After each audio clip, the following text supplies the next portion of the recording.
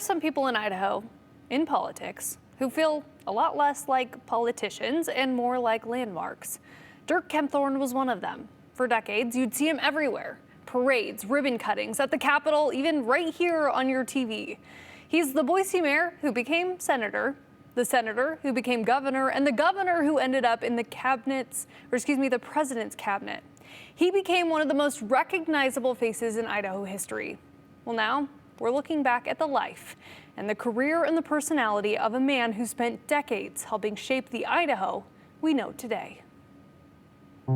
It only took 10 years for Dirk Kempthorne to go from University of Idaho graduate in 1975 to the best of my ability to the mayor of Idaho's largest city. So help me God. After a campaign focused on economic development. I will continue to aggressively spread the word that the welcome mat is out in Boise, Idaho, and that the time for that regional mall is now. And let's make that happen. There were concerns that a mall would kill downtown Boise, like it had in other cities around the United States. But Kempthorne leaned into the idea that downtown should not compete with the mall, and instead be an experience with more restaurants, gathering spaces, and festivals. So when the Boise Town Square Mall opened in 1988, shopping at the mall. Shopping at the mall. slowly Boise reinvented itself. And it took a little while. Downtown Boise went through a downturn, but he realized it would come back, and it did. Kempthorne's philosophy helped shape projects like the Grove Plaza, downtown redevelopment efforts, and built an atmosphere that eventually made downtown Boise feel active again. Absolute tremendous energy, and that, I think, embodies what Boise's all about. When we do something, we do it first class. Notably, the Boise River Festival. I first met Dirk Kempthorne when he was elected mayor of Boise, and I knew then this was not one of your run-of-the-mill politicians that was just in this to be a political figure. He really wanted to make change. This was only the beginning. After 7 years as mayor, Kempthorne, Ladies and gentlemen, wasn't done climbing. Kempthorne of Idaho. I am sometimes asked why I want to be a United States Senator. It's because I believe that Congress needs a few good mayors who know how to balance a budget. Running for the U.S. Senate seat, he beat out Democrat Richard Stallings. Because we disagree on how much that defense reduction should be. The United States won the Cold War because we were strong. An impressive feat, given that Stallings was a House representative with statewide name recognition. He was known for shaking the hands of all 99 senators when he arrived as a freshman. If he met someone, he never forgot their name. If he spent any time at all with them, he'd remember their wife's name and their children's name. I've only known one other person who had that ability. It is a unique skill and a unique ability. And Kempthorne quickly found his voice in bipartisan efforts. As a freshman Republican senator, because I was under the impression you're supposed to go to your hearings, I was the only Republican that showed up that day, and most of the Democrats were there. And an American icon was speaking, John Glenn. But is it really? And I sat there and I listened to him, and what I didn't realize is he'd made the same arguments for the last 3 years, but he never had the support of his colleagues. At that point, a staffer behind me leaned forward and he said, "Sir, do you realize you have the proxy votes of all the other Republican senators?" And I said, "You're kidding." And he said, "No, sir." So anyway, John Glenn makes a motion for adoption, and it's silence. It's going to die for lack of a second. And I said, "Second the motion." At that point, they looked up to see where the voice came from. It was that new fellow way down at the end of the table. All of the Democrats voted no, but he voted aye by proxy for each Republican. And I went out a set of doors, headed back to my office, and standing at the end of the hallway was John Glenn. And as I approached, he said, "Who are you?" And where have you been? Yeah, and I said, "Well, apparently I'm your new best friend."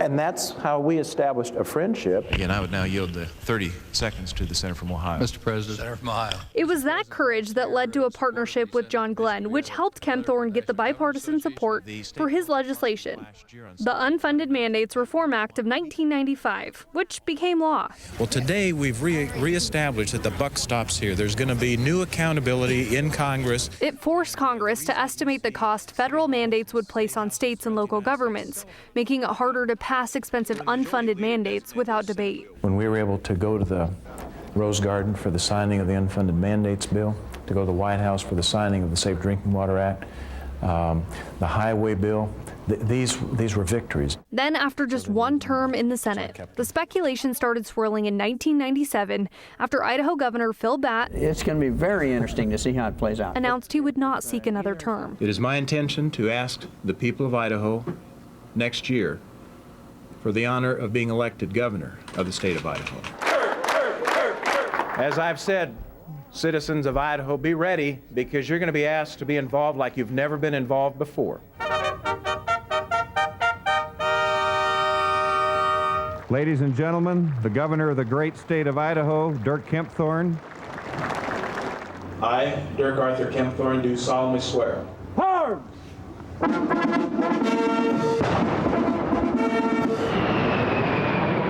We stand on the eve of a new millennium.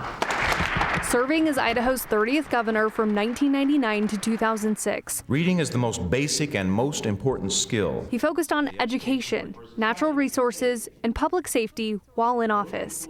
He worked with Washington and Oregon to develop a solution for returning salmon runs in the region. As governor and commander-in-chief at the Idaho National Guard, he helped bring the state back together. I don't know that anybody could have envisioned that happening. After the 9/11 attacks, They were trying to decapitate the United States of America. All across America today, Americans are gathering in prayer, in moments of silence. I said that Friday, same week, that on the steps of the State House, we will have a moment of silence for those who have perished, but also for those who have been spared. And that Friday at noon, 10,000 Idahoans gathered. It filled Capitol Boulevard. The terrorists thought that they could bring us to our knees. And they brought us to our knees, but just long enough for us to kneel in prayer and then rise up in righteous indignation. You will not knock the United States down. following the severe wildfires in the 2000s, But our efforts must also extend beyond the borders of the United States. he worked to change the approach to forest health and wildfire management. And he was not scared of the veto stamp. In 2003, he opposed a bill that would take away funding from services that help seniors. And notably, in 2005, the Garvey bonds, which funded Kempthorne's Connecting Idaho initiative to fund large-scale highway construction projects for safer roads and expanding two-lane highways to divided highways. A Senate bill to finance Idaho road projects with Garvey bonds easily made its way out of the Senate Wednesday. Only 4 Republican senators voted against it. But the bigger hurdle will likely be in the House. As amended is amended in the House. And the House was the issue for Kempthorne. House Bill 68, House Bill 54, House Bill 193. Which led to this. He won that showdown. And I've got a whole lot of other bills I can take action on. The legislature ultimately passed Garvey funding, and Kempthorne signed the bill a few weeks later. After nearly 2 terms as governor, President George W. Bush Thrilled you were here to witness the swearing in of Dirk Kempthorne. Nominated Kempthorne in 2006 to be the Interior Secretary. So help me God. So help me God. I'm ready to hit the ground running, even if I did break my foot. He was the same man as the mayor of Boise, as he was at home with Patricia and the kids and eventually the grandkids, as he was as a United States Senator, as the governor of Idaho, and as a cabinet member, one of the highest positions in our country. Good morning. How are you?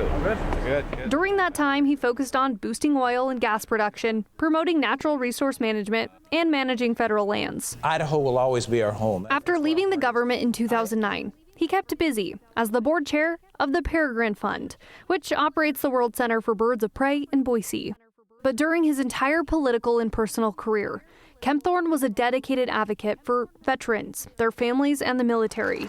He passed supportive legislation, earned a top civilian honor from the Idaho National Guard, If asked to go where your soldiers are, you must go. In 2004, during the Iraq War, he flew overseas to meet with troops fighting for the United States. He was told not to go visit our soldiers in Iraq, and he went there anyway. Practicing for the Super Bowl. And pieces from that trip were brought back to Idaho, where he later had this idea to partner with a Boise artist for a veterans memorial at the top of the hill, overlooking the valley. Our monument at our Veterans Cemetery has soil from all of the major battlefields, including the beaches at Normandy, Omaha Beach, Utah Beach, and the sites there in Normandy.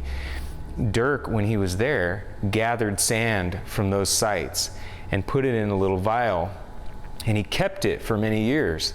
And then when we did the monument, he said, "Ben, could you make a Purple Heart out of bronze and cast it inside the figures?" I have your back always. That's the statue honoring those who fought or continue fighting today.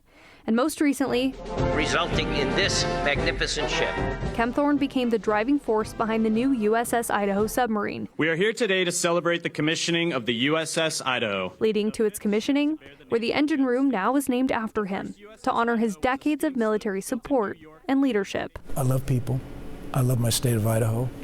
And I will always support the military, what those men and women do for us. There was always this sense from people who worked around him that he genuinely liked connecting with people. He had incredible talent, like a gift that I've never seen before. And I've met a lot of people that are in high political offices and things, but he had this gift with people. He connected. He was a person who cared about people. And if there's anything else I think Dirk would be remembered for is he cared about Idaho people. And whether it was Boise City Hall, the governor's office, or the halls of Congress, that may have been the thing people remembered most. Not just the positions he held, but the way he carried them. I'll never retire. Nah, that's when you fold up and you're out of here. That's not me.